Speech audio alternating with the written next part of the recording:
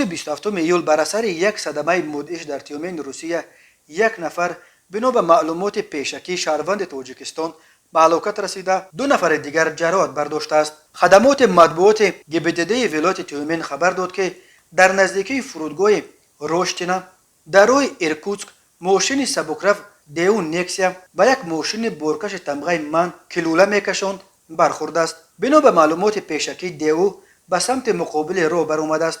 راننده ماشین بورکش به خاطر پیشگیری از برخورد ماشینش را کنار راه گرفته است ولی نتوانسته است که از برخورد پیشگیری کند. به گفته راننده من ماشین دیو قبل از برخورد کجامکج میرفت و از احتمال دور نیست که رانندهاش را خواب برده باشد.